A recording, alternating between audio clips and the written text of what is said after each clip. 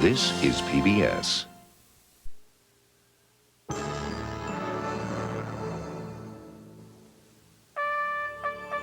The design is simple, a circle of gold stars on a field of blue.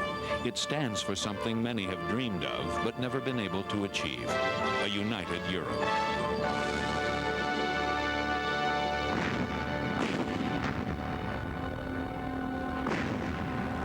The call for unity rose from the ruins of World War II. An entire continent lay devastated. Rebuilding the war-ravaged cities and shattered economies demanded cooperation. But beneath the immediate goal was a profound message. Never again should these nations wreak such havoc upon themselves. Today, nearly half a century later, the promise of a united Europe may eventually come to pass. But the road to unity is a difficult one, requiring each of 12 member nations to sacrifice some hard-won national sovereignty. And in June of 1992, the citizens of one of those nations, Denmark, said no.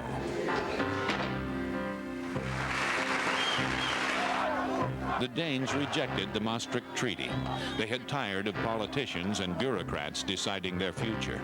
The European establishment was stunned, and other Europeans began listening to what the Danes were saying. 3 months later, it was time for the French to decide. The treaty passed, but only by a hair. Support for Maastricht was eroding. Days before the French vote, catastrophe struck. Europe's money markets collapsed, throwing a pall on Maastricht's outline for monetary union. Europe's future now lies in the hands of its people. Only they can decide if they're willing to forego being French or German, Greek, British, Spanish, or any other nationality. Only they can decide if they're ready to become the new Europeans and forge a united Europe.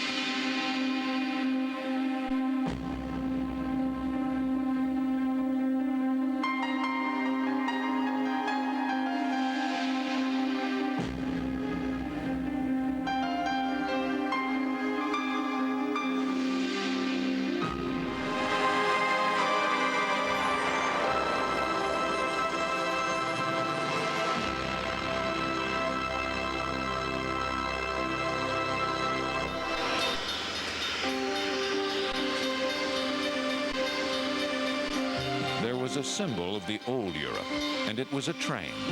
But more than just a train, it was also a state of mind, a place of intrigue and romance.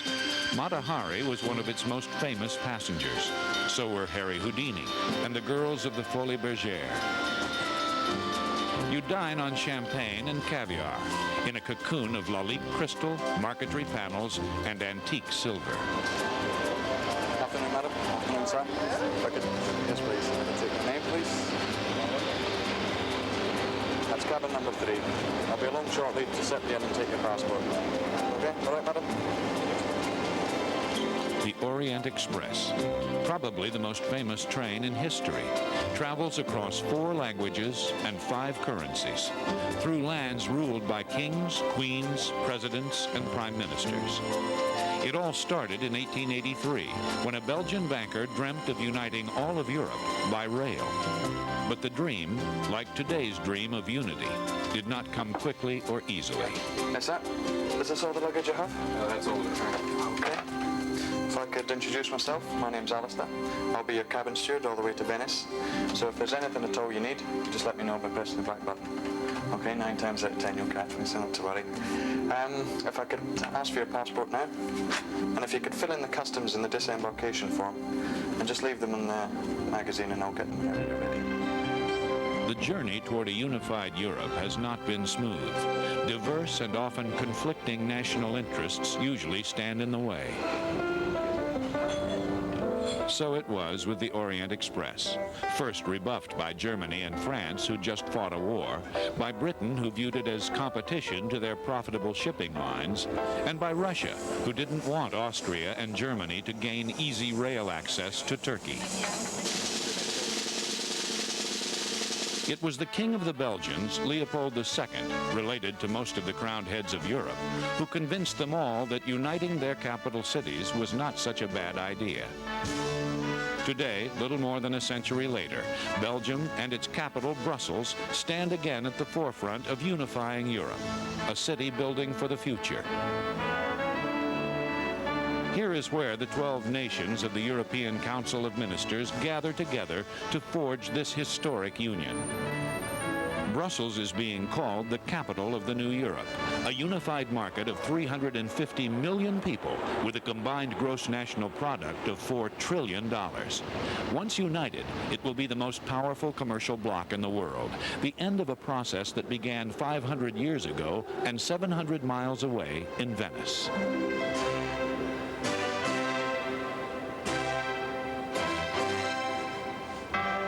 At the start of the Renaissance, Italy began the greatest cultural revolution the world has ever seen. For centuries, Europeans successfully exported their political systems, cultural values, languages, and religious beliefs to the rest of the world. But then came 2 world wars and the end of empire. Europe, like Venice, appeared to be sinking. Now, after decades of decline, there's a new European renaissance in business, achieved by affirming a European rather than a national identity. Few have done it more successfully than this one. Luciano Benetton presides over a clothing and cosmetics empire with over 7,000 shops worldwide. People say the global village has arrived. Young people behave the same way worldwide. They eat at McDonald's, they drink Coca-Cola, and they buy the same things. They are even shocked by the same Benetton posters.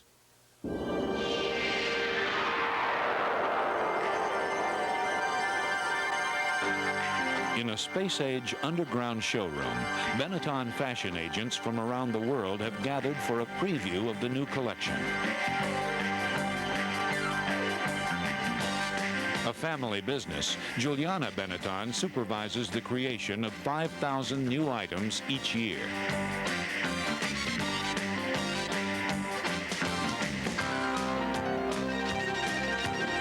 Today, Benetton is a global phenomenon.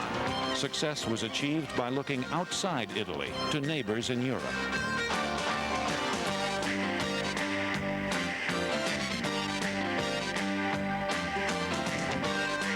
Benetton saw the future in a single integrated European market and proceeded to set up shops on every European high street. As in any business, success demands a consistent shop image, from Venice to Paris, London to Berlin. It too is part of the show. Great for business, but apply the same consistency to culture or language, and most Europeans bristle at the thought. Benetton succeeded by treating Europe as a single domestic market. Now they're taking on the world. We now have a good reputation in 90 countries. We have designed our clothes to be worn by everybody, whether Italian, French, American, or English. United citizens of the world, wearing the united colors of Benetton. Color. Venetians probably know it better than anyone else. It's part of the Italian culture. I've always been surrounded by color. You're just born with it. There's no need to learn it. You live it, breathe it, and eventually pass it on to your children. And Benetton, in a well-crafted marketing slogan, passes it on to the world.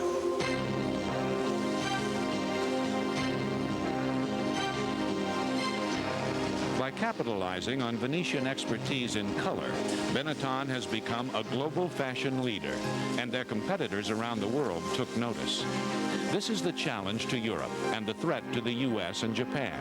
Capitalize on regional strengths and all of Europe becomes stronger. Individual nations have done it for years, but now the pool of available strengths becomes much greater as 12 nations come together as one. I believe we can talk about a more simplified market. Benetton has become the most famous clothing company in the world.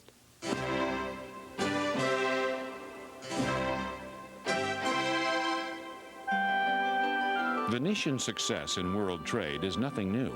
When Shakespeare's Merchant of Venice was raising a loan in the Rialto market, this was the Wall Street of its day, the financial center of Europe.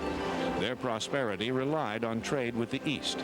But when trade routes were threatened by Muslim armies of the Ottoman Empire, travel became dangerous and expensive.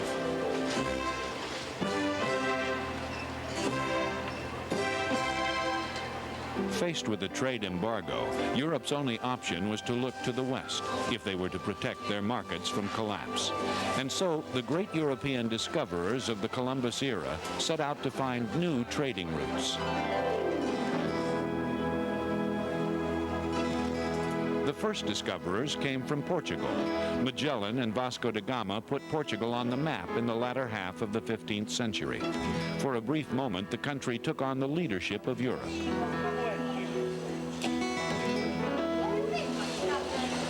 Now, Portugal is one of the poorest countries on the continent. In the northern city of Porto, the economy still relies heavily on the local fishermen's catch of the day and a centuries-old trading alliance with the British.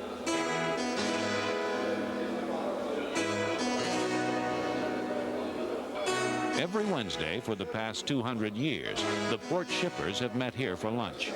The British are great consumers of port, but lack the proper growing conditions.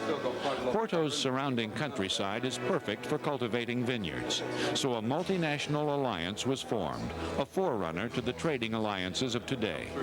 The chairman of Taylor's Port is Alistair Robertson.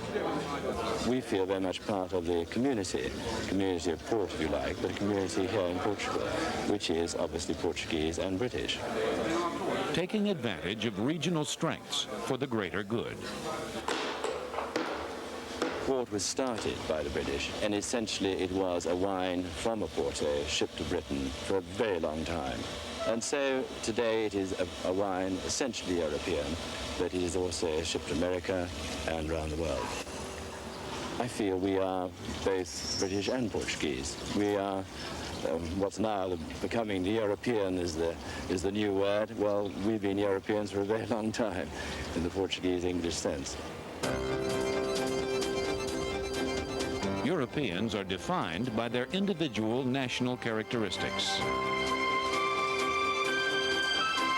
There is strength in such diversity, but the challenge for a united Europe is to achieve the proper balance. On the Orient Express, Chef Christian Bodeguel knows that passengers expect the finest cuisine Europe can offer. I think French cuisine has a worldwide reputation and is, of course, the best in Europe. In fact, whenever they need a new chef, they ask for one from France. We have to please an international clientele, but I don't want to cook international cuisine. I want to cook French cuisine. With only the finest ingredients. For this evening's dinner, there is a steamed fillet of bass in a butter sauce flavored with aniseed stars and a dash of ricard. And then to follow, we have a médaillon of beef with foie gras. Afterwards, the cheese board has only the finest French cheeses. And for dessert this evening, we have a pistachio mousse with apricot coulis, garnished with nasturtium flowers. But history reveals that national pride has too often worked against European cooperation. Nationalism has been at the heart of all European conflicts, as it still is today.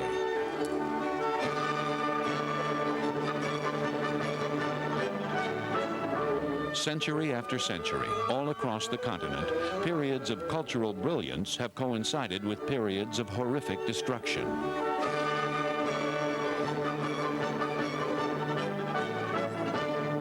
The Hofburg Palace in Vienna symbolizes the majesty and self-assurance of an imperial age. For centuries, the Habsburgs ruled most of Europe. Count Otto von Habsburg is the direct descendant of Charlemagne, Maria Theresa, and the Emperor Franz Joseph. For him, this is just one of many family palaces, representing the very height of European civilization. Les This Schloss here, this chateau, built at the height of the Austrian Empire, exemplifies the age of civilization whose political incarnation was the Congress of Vienna. The Congress of Vienna, held here at the Ballhausplatz in 1815, ended another ritual European bloodletting, the Napoleonic Wars. A royal chamber with 5 doors allowed diplomats to all enter at the same time. Then as now, protocol was everything. The treaty they negotiated created a precedent for all of history. The peace treaty enshrined the principle that both conquerors and vanquished had the same rights. So there was no sense of injustice. But as has happened so frequently, this height of civilization preceded another period of chaos. The next 100 years were to witness Europe at war once again. First, the Crimea, when the Light Brigade charged to their deaths. The Franco-Prussian War brought fighting to the heart of Paris as ruler after despot tried to take Europe by storm. Theater and literature glorified their tales of heroism. Now, here's from Aramis. Attention. Change side. Hit me. In Brussels, the puppet theater of Joseph Gial uses history to teach the importance of present-day peace. He remembers the past only too well. I lived through the last World War. I was just 10 years old when I experienced that terrible time. Now that is all behind us. Now we must demonstrate that there is a way to live and to work together in peace. Brussels and Belgium have always been at the international crossroads. So we are used to working in different languages. We perform our puppet show in French, Flemish, and English. I will warn you that we will see the famous D'Artagnan, who has just received his beautiful Musketeer's cap. And remember that now I'm a member of the company of the King Musketeers. My friends are... The Three Musketeers celebrates a romantic myth of war, a Teutonic Tom and Jerry show. But within 100 miles of this theater lie the real battlegrounds of European history. D'Artagnan, come on, go on. 1, 2, 3, yeah. 1, 2, 3, yeah. Waterloo is just to the south, but Napoleon's last stand was only one in a long line of European civil wars, ending in the terrible bloodshed of World War I, the Great War, the war to end all wars.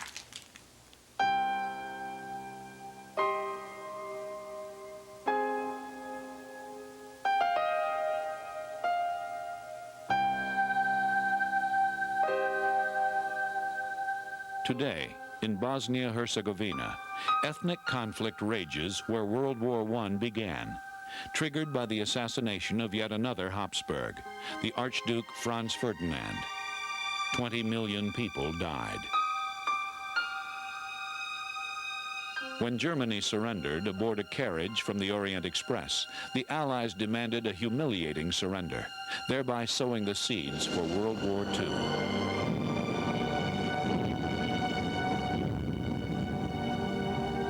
For the first time in history, the great cities of Europe were subjected to indiscriminate carpet bombing. Berlin, attacked from both east and west, was left shattered and divided. There was mass destruction on an undreamt-of scale.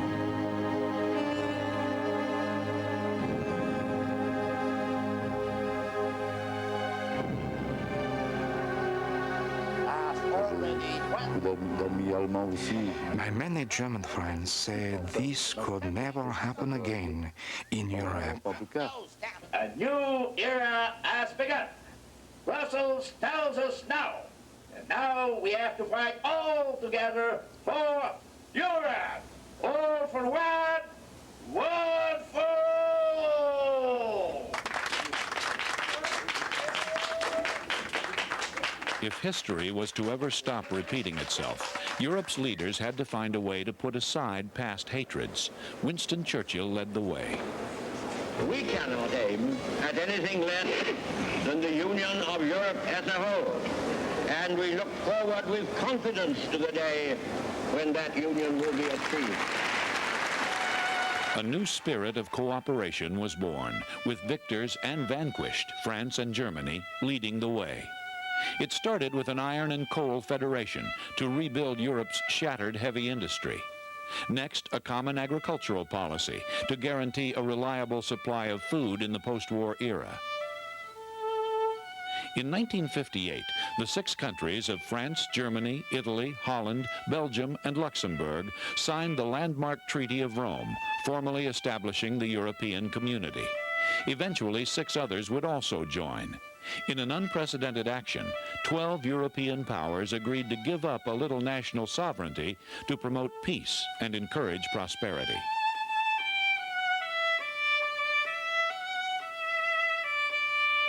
At last, politicians were recognizing what artists and musicians had known for centuries, that Europe can be a single marketplace. The Duke of Urbino, here in central Italy, was famous for his Renaissance patronage.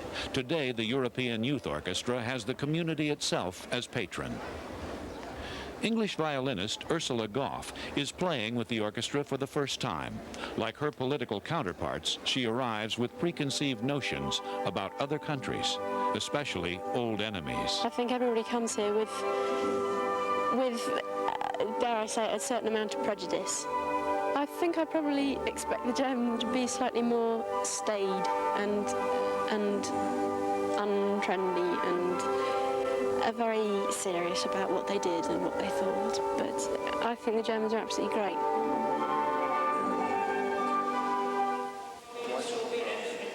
I expected the Italian girls to be much more reserved and much more concerned with how their hair was looking and whether their stilettos were polished. And I expected the Italian men to go around pinching everybody's bottoms. And then you come here and find that the Italian girls are great and certainly let their hair down.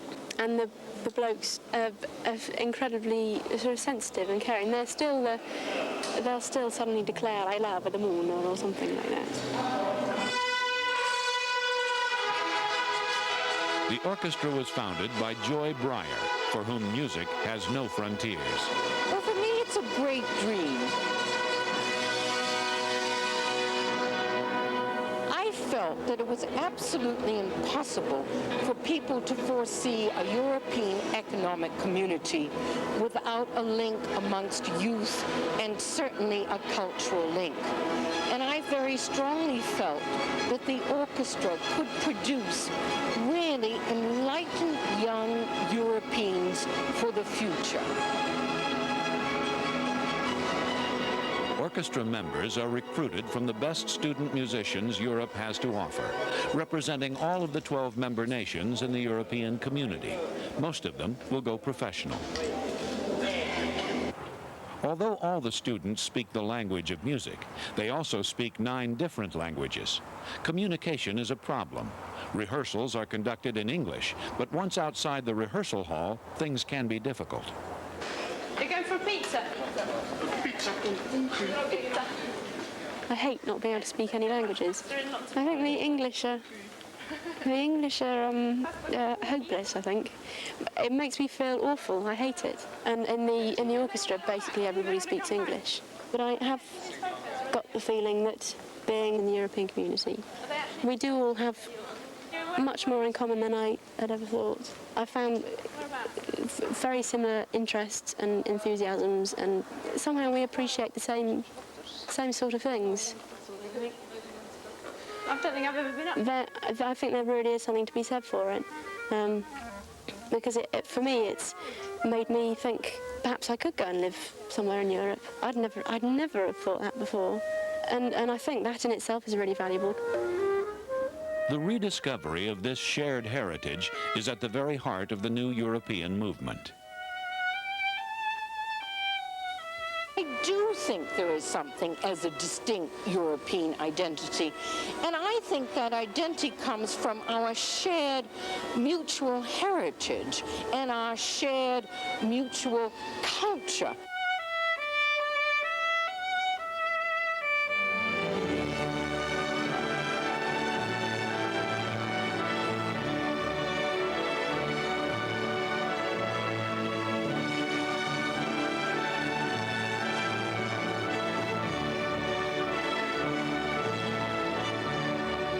In the years following the Treaty of Rome, the six-member European community began to grow.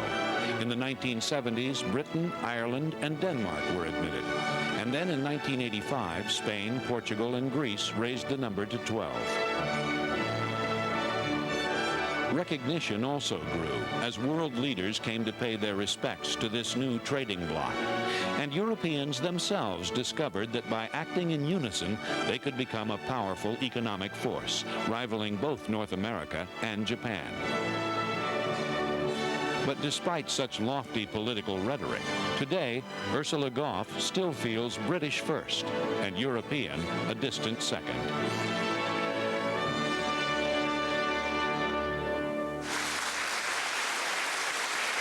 This new European movement began as a series of trading agreements. Today, many are pushing for economic and political union, although some think the unity process is moving too fast. The community has its own civil service, the Commission in Brussels, its own court in Luxembourg, and its own parliament in Strasbourg, a directly elected assembly where even a Habsburg is welcome.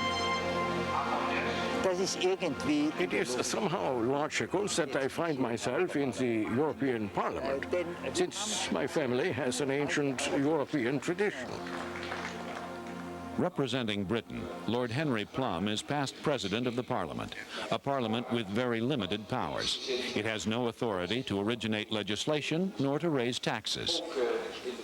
Some would like to see parliamentary powers expand, but the summer of '92 witnessed a popular revolt against growing European bureaucracy. Increased parliamentary power seems a distant dream.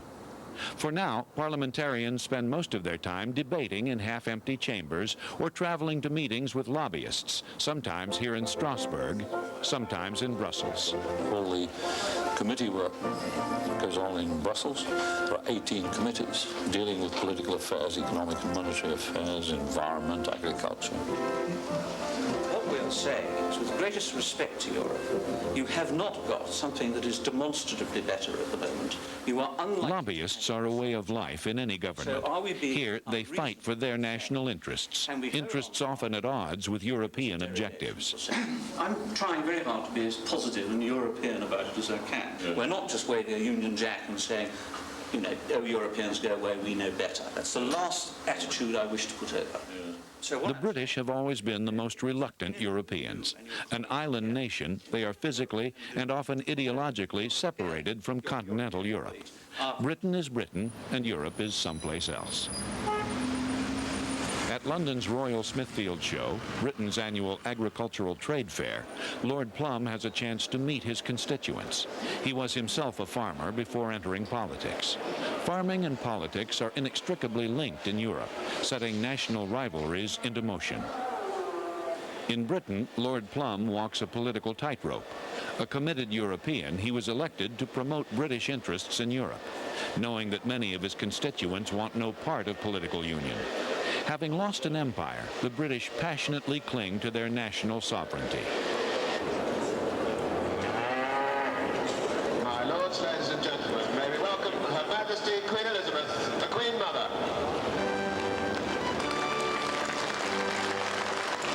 How does royalty feature in the new Europe? Half of the 12-member nations are monarchies. Kings and queens sit uneasily in a united Europe. Her Majesty this morning accompanied by Lord Plum, the President of the Royal Smithfield Club. The goal of political and economic union has always been eyed with suspicion by the British. Debates arising since the Danish rejection of Maastricht indicate other Europeans may feel the same. Within every country, people fear the loss of long-standing national traditions. Just behind St. Paul's Cathedral, the same ritual has been played out on and off again for 800 years. It may soon end. At midnight, the silence of Smithfield Meat Market is shattered as thousands of dripping carcasses arrive at the market.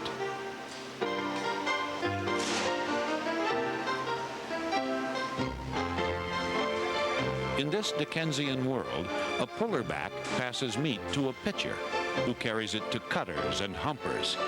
But Europe's new hygiene regulations threaten the old customs.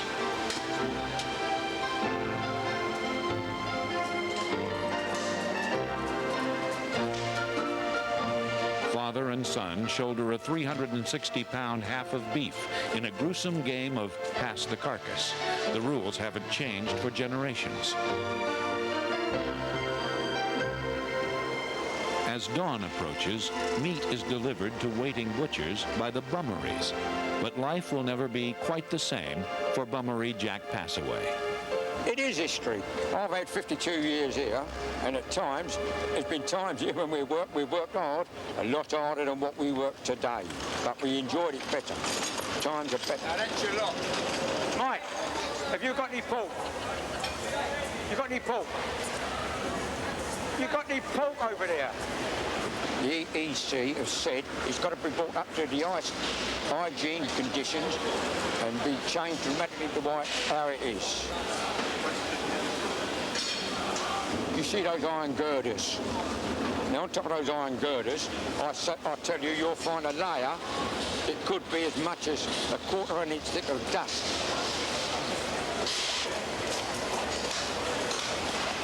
Them girders are never cleaned, and they're hanging meat underneath them. When there's a wind, there must be a certain amount of dust come off there onto that meat. I often think those hooks are clean, them big hooks what the meat hangs on. They don't get cleaned very often. They've done away with the wooden balls. You see that we've now got metal balls in the shops to put the meat on. My barra over there, look, it's had to be plated. We have to have a clean smock each day, and everything's got to be dramatically changed. Current hygiene standards demand modernization. London has known it for years, but has been unable or unwilling to act. European regulations force their hands. But for Jack and his co-workers, who see unemployment looming in the future, Europe becomes a villain. After a hard night's work, Jack and a friend stop off for the traditional pint. Putting laws down to Great Britain all the time, Great Britain. But if you go to these other countries, are they going to be the same? Sort of like Greece and Spain. When you see their filthy markets, everyone seems to, it always seems to be pushed down to Britain first of all. We always get the bugbear of all this common market laws first of all. The EEC, they are dictating of what's got to happen to the market. It's not what we want to happen, it's what they want to happen. They are the deciding factor. They're going to say what they want. And what they want isn't always popular. A united Europe could destroy age-old traditions, many rooted in national pride. In Portugal, as in Spain, they've been fighting bulls for centuries. Thousands watch as blood is spilt for the entertainment of the crowd. Barbaric to some Europeans, a good night out on the town to others. Spain and Portugal relish the bullfights as much as America relishes football. There's even primetime TV coverage. It's part of their national heritage, even for children. But animal rights activists want it stopped and are already lobbying in Brussels and Strasbourg.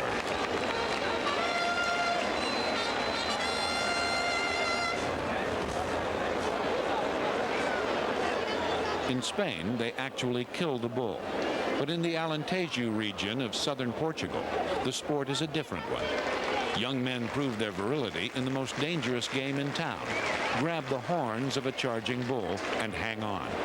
For the young men of Portugal, both national and personal pride are at stake when they face that half-ton of angry steer, whatever the consequences.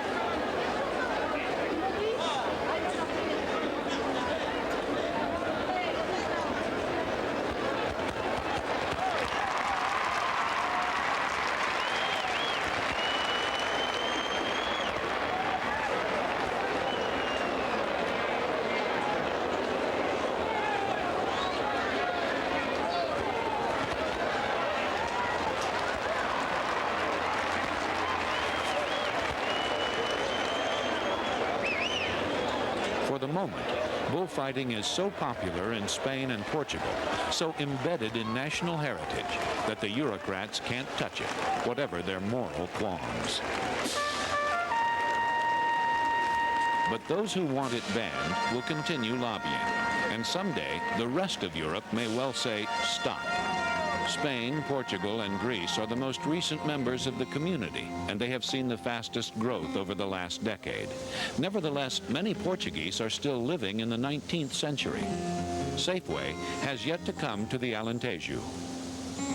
But one of the highest priorities of the European community has been to redistribute resources from rich countries to poor. One success story started in the town of Beja with a young student who became fascinated with flames.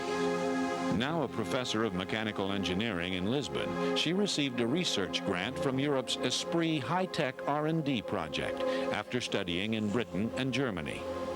Graça de Carvalho is truly a new European. Right now, all of our financing comes from the European community, which enables us to buy equipment and take on new students. But it is not only a question of financing. We can also network with other research groups doing the same work throughout Europe. Sharing information is one of the advantages in a united Europe. Esprit was created to boost European development in information technology. In the race to beat the Japanese, multinational teamwork is the only answer. The outcome has been mixed. Few products with market applications have actually resulted. But Esprit has boosted joint venture activity. Graça de Carvalho is coordinating research across Europe, at Imperial College London, in Berlin, where the hardware of her research is already in production, and in Madrid. Once competing countries are now working together, and the European community, through Esprit, was the catalyst. Before Portugal joined the community in 1985, Graça's work was restricted to the limited resources available within that country. Her only option was to go elsewhere. Thanks to Esprit, she can remain in Portugal with all of Europe at her fingertips. Her research is now being tested by local industry, glassmaking for wine bottles here in Porto. Because Europe's budget is smaller than that of Japan or the United States, it is only through programs like Esprit that we can compete successfully. Graça's project is still developing. Other cooperative ventures have already achieved liftoff. The European Space Agency launched its first Ariane rocket on Christmas Eve 1979. It is now more profitable than NASA, the most successful commercial launch service in the world, attracting roughly half of the world's satellite launch business. European governments decided to coordinate space efforts for one reason. No one could afford to go it alone, and the results have paid off. Aided by substantial government subsidies, corporations in different countries developed the European Airbus, now serious competition to Boeing and McDonnell Douglas, who counter that those subsidies result in unfair competition. Nevertheless, cooperation between corporations and governments is crucial to Graça's and Portugal's future. Portugal is one of the oldest countries in Europe.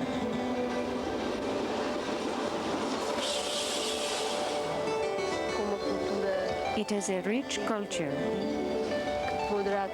which can bring important benefits for Europe. Europe will not be complete without including Portugal.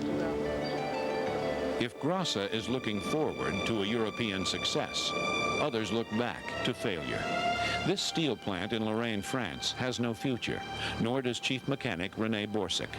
During the 50s and 60s, Europe pumped millions into the steel industry.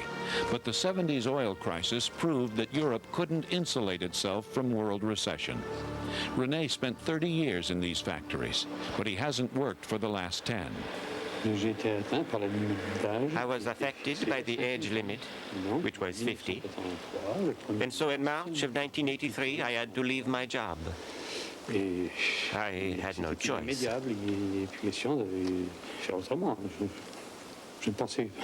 I always thought it would happen to others, not to me. France and Germany went to war over the rich mining and manufacturing regions of Alsace-Lorraine.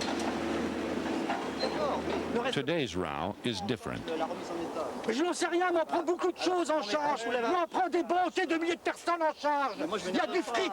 Ah bon, si vous le dites. Il y a du fric. The last furnace is due for demolition. Some former steel workers want to keep it as a monument to the past. Once they were told by the French government and by the new European market that their jobs and their lifestyles would be protected. For René Borsig, living under the shadow of the last furnace is a cruel irony. He has plenty of time to be bitter about false promises. Here in the town of Longwy, 25,000 men used to work in the steel industry. Now it's less than 1,000. The bitterness is strong. These men were promised something better, led to believe that they would be insulated from foreign competition. They weren't. It's sad that young people don't know what a furnace is. We practically lived in them. We even died in them. Look at our grandfathers. There was work for everyone. Little by little it went downhill, and then in 1979 it went into free fall.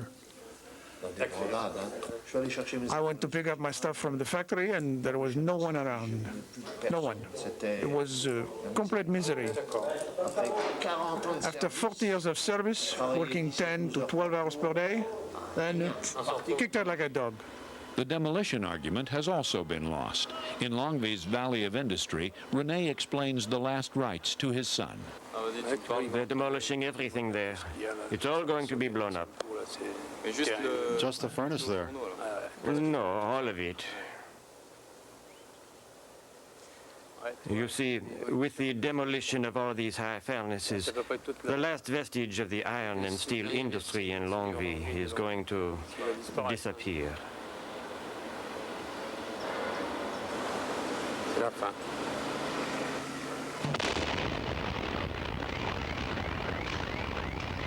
For the new Europeans to successfully compete on the world stage, they must coordinate their economic policies more closely. In December of '91, they took a major step in that direction. Meeting in Holland, in the town of Maastricht, Europe's leaders hammered out their most important document since the Treaty of Rome. In Maastricht, these 12 leaders agreed to give up some degree of national sovereignty to European sovereignty. The treaty called for common security, common foreign policy, joint defense, and monetary union, in other words, a single currency, by the end of the decade. Like all European treaties, unanimous ratification was required by the 12. Usually, this is a parliamentary procedure. Occasionally, it will be put to popular vote. Such was the case for Maastricht in Denmark. For the Danes, to be or not to be European was now the question. Artist Inge Klue is from Aarhus, Denmark's second largest city. We have a very old culture, and I don't see anything wrong with wanting to protect our heritage. We're really a placid, quiet people. Perhaps I'm a little scared our culture is changing. In Denmark, monetary union wasn't the issue. Losing national identity was. And so in June of '92, the Danes said no to Maastricht. Tiny Denmark became the mouse that roared.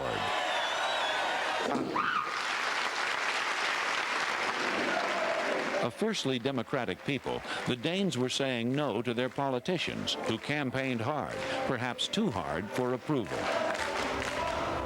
More was involved. Eb Klue, Inge's husband, is a fisherman. Denmark boasts the largest fishing industry in Europe, which is now plagued by the same problems as Jack Passaway in London's Smithfield Market. European-imposed regulations. Fishermen see much of Europe's money to Denmark actually helping to destroy their industry. No wonder 90% of Danish fishermen voted no to Maastricht. Nej til Maastricht-aftalen. I voted no to the Maastricht Agreement, and it wasn't just because of the fishing industry. I think the European politicians have a problem listening to what ordinary people in the street want and feel. Throughout Europe in general, but particularly in Denmark. Another problem for the Danes, Germany, their neighbor to the south. Like many Europeans, they fear and remember German power. Not myself, but many Danes still remember what happened during the 40s. Back then, Germany was big and strong. Now they are strong again, and Germans are pouring into Denmark. Every summer, the population of this quiet fishing village swells from 500 to 4,000. Although the tourists bring welcome Deutschmarks, they also manage to obliterate most signs of Danish culture.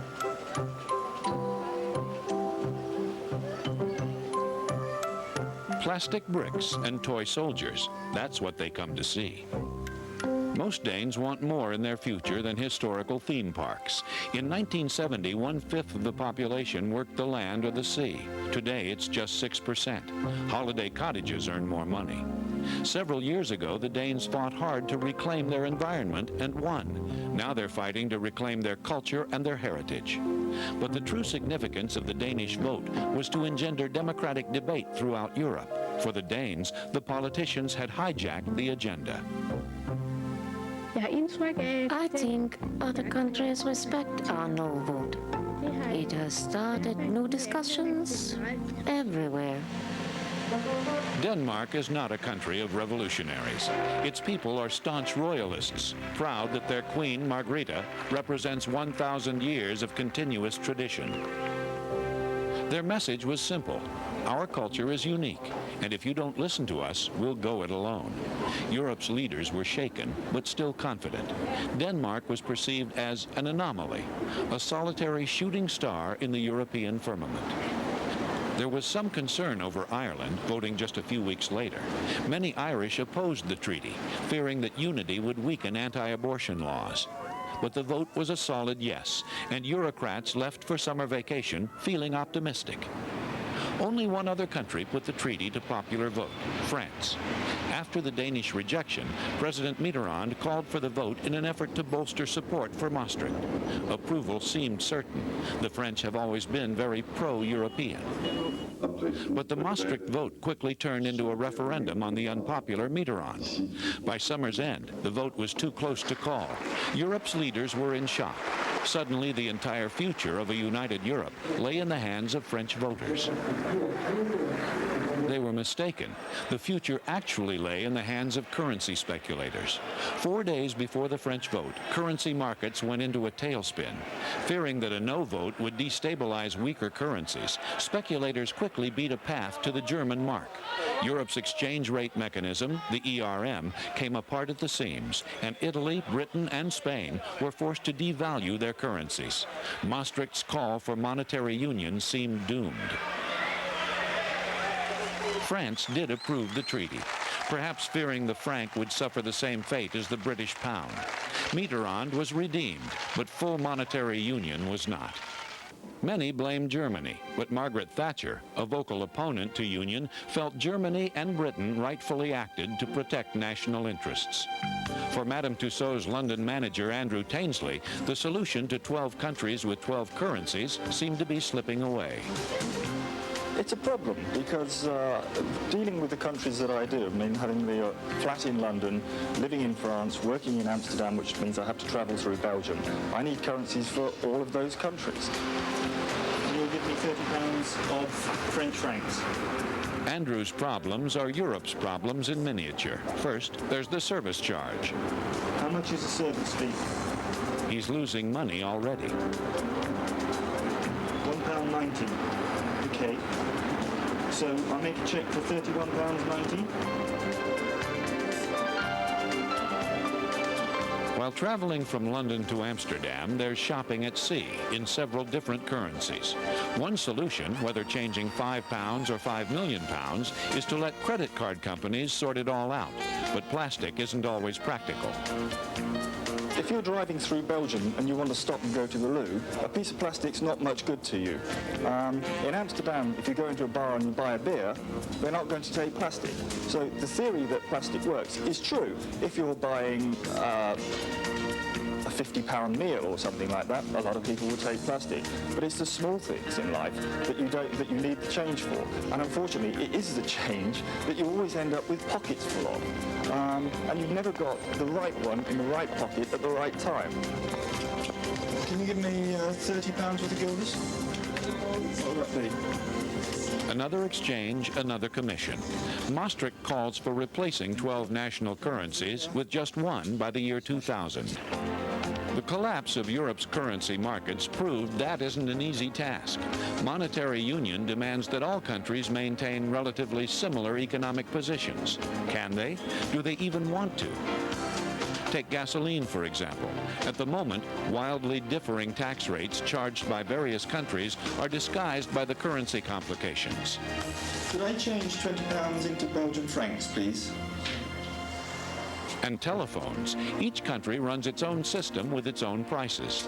Monetary union implies that goods and services should cost roughly the same in each country. But the problem lies in converging an economic giant like Germany with, say, Greece or Portugal. Ingrid, hi, it's Andrew. I'm in Belgium. Have I got any messages? Monetary union remains Europe's greatest challenge. One currency implies one central bank, the equivalent of the Federal Reserve, one interest rate, and one decision-making body. In other words, a move towards one government. Hello. Can I pay in pounds sterling? Paper money. Only paper money, yes? Certain prerequisites of monetary union are already in place. Currency markets are trading the EQ, the European Currency Unit. Valued by averaging the so-called basket of European currencies, the EQ is simply a guide to the future, not yet the real thing. You can't, for example, buy a TV set with it. Hard currency doesn't yet exist.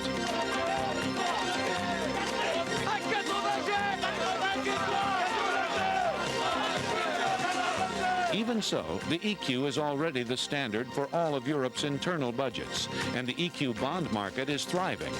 But the future of monetary union, if it happens, won't be in bond markets. Central banks will be forced to give up control of their interest rates and money supplies. Economic policy will need to be Europe-centered, not nationalistic. Germany will need to sacrifice the mighty Deutschmark to an untested European currency. And Great Britain must forego participation in monetary union until economic conditions improve. Others will likely join them. The currency crisis proved how difficult union can be. In the end, nationalism was forced to prevail. Une baguette de croissant, s'il vous plaît. Oui. The single European market was designed to establish a free flow of people, goods, and services within the community. Businesses argue that without a common currency, that free flow cannot operate effectively. Voilà. 9,50. In the wake of the currency crisis, one scenario predicts that France, Germany, and the Benelux countries will go it alone, forming a scaled-down version of monetary union. Britain and other countries will have to wait until national economies improve. That will leave Andrew Tainsley still holding pocketfuls of loose change in several different currencies for many years to come.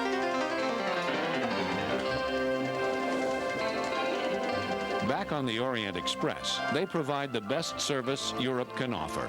Italian bartenders, a French chef, Swiss train manager, and British stewards. Each contributes an individual strength to the overall success of the Orient Express. It's the same with Europe. Each of the 12 nations brings something of value to the community. Balance them correctly, and the future looks bright. Otherwise, Europe can never hope to compete with the US and Japan. The challenges and opportunities are great, especially since the fall of the Berlin Wall, with new countries from the East knocking on Europe's door.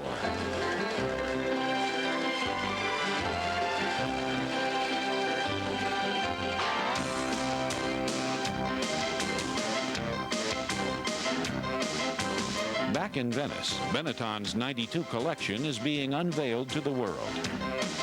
It's a new look, as it must be every year. The fashion industry is fickle. To succeed requires a vision of the future and a willingness to constantly change and adapt. And so must the new Europeans. 1992 began with Maastricht euphoria. In the summer, that euphoria faded. They will have new cause for celebration in '93 when borders fall. But there's no denying that the climate has changed and Europe must adapt.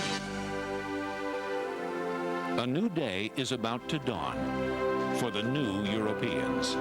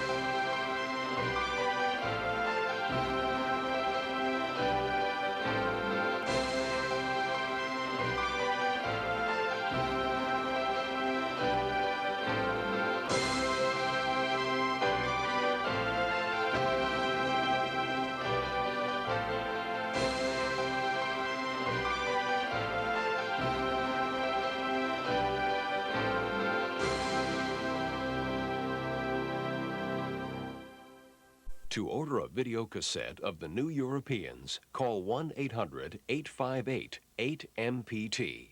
The entire series is $79.95. Individual episodes are $29.95. Please have a credit card handy. This is PBS.